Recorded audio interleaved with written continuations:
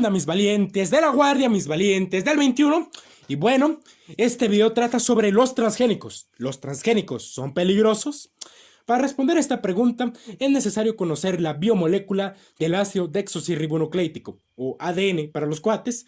Pero antes de seguir explorando este maravilloso tema que mezcla el conocimiento de la bioquímica y de la genética, vale la pena hacer dos pequeños anuncios. Y bueno, no solo pequeños, muy importantes. Primero, el día 13 de octubre, la CLADE, la Campaña Latinoamericana por el Derecho a la Educación, tendrá su 11ª asamblea, por lo que les dejaré en links de sus redes sociales para que se unan a la transmisión en vivo.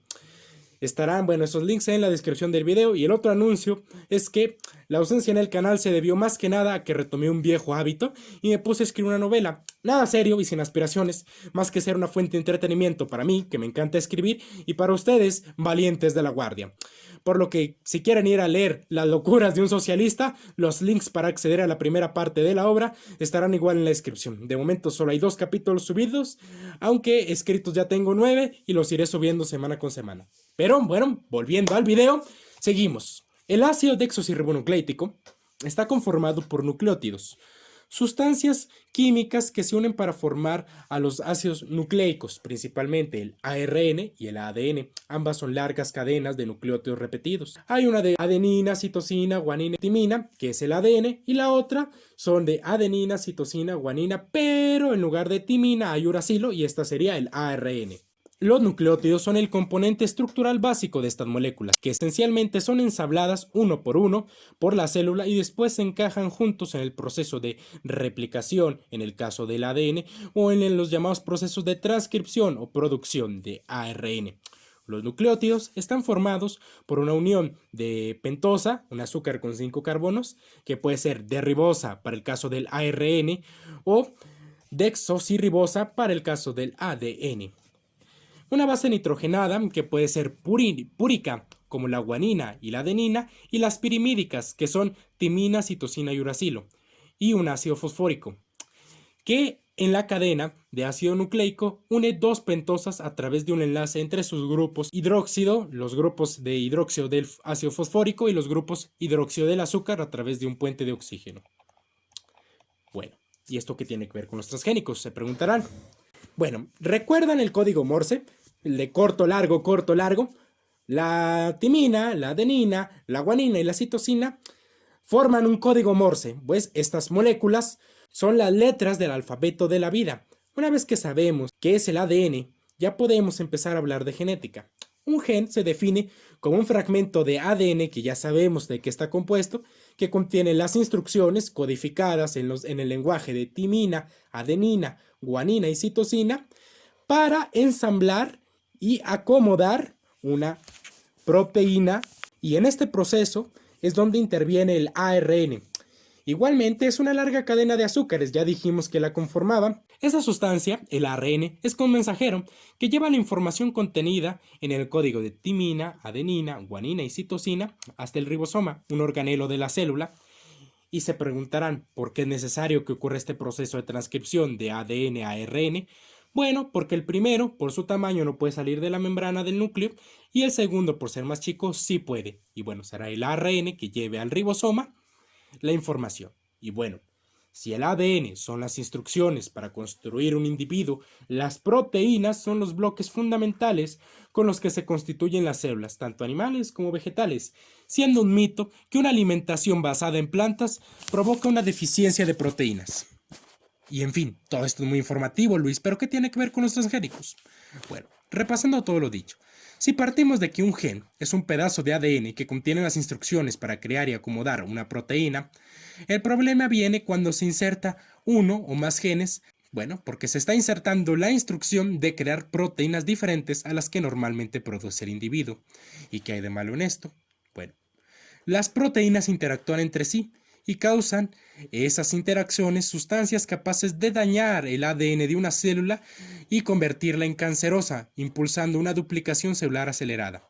Y pensarás, el cáncer no es contagiable, y tienes toda la razón, pero es posible que la reacción entre proteínas, de hecho no es posible, va a pasar que la reacción entre proteínas que no deberían estar ahí, que dé lugar a la sustancia capaz de dañar el ADN, se dé dentro de tu cuerpo con la interacción de tus proteínas con las proteínas transgénicas mientras realizas el proceso digestivo.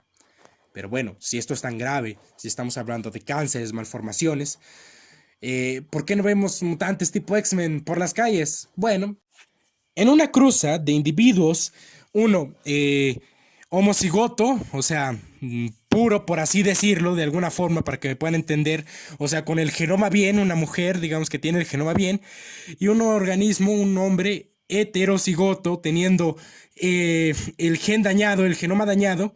Bueno, pues básicamente en esta cruza todos los hijos saldrían iguales.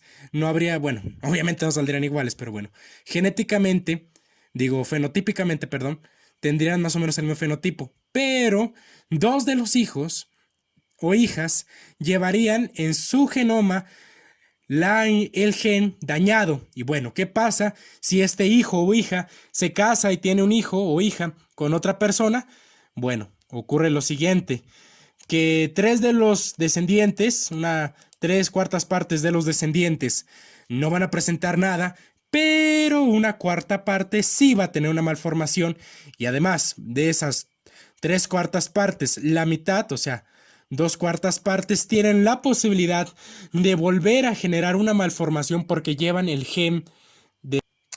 Además, cuando estas malformaciones o cánceres son responsabilidad de más de dos pares de genes, la probabilidad de que aparezcan en corto plazo, son aún más cortas, son más escasas. Por eso, supuestamente dicen que no tienen efectos negativos en la salud el consumo de comidas transgénicas, pero claro que los habrá. La generación que sigue a la mía los verá, incluso la mía ya los está viendo. Y por más que esos casos sean muy raros, les recuerdo una frase que venía en la ayuda humanitaria de la Unión de Repúblicas Soviéticas Socialistas a México cuando fue el terremoto de 1985. No hay dolor ajeno.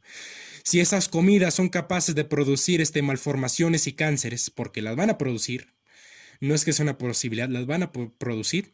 ¿Por qué estoy tan seguro de eso?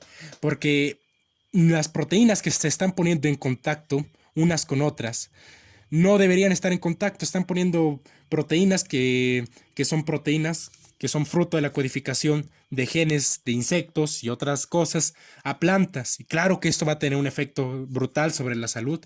Claro que estas interacciones entre proteínas que no deben estar juntas van a cánceres. Y bueno, por eso es muy importante estar siempre en contra de el uso de la semilla transgénica, además de que es un despojo cultural a los pueblos de México, principalmente con el maíz, ya que somos pioneros y pioneras en el mejoramiento genético. Así que a estar siempre en contra de los transgénicos y volver a recordar lo que dijo la URSS, no hay dolor ajeno. Por muy escasos que sean esos casos, serán dolor, y ese dolor puede ser evitado con la conciencia social y despierta de toda la población. Bueno, nos vemos en el próximo video.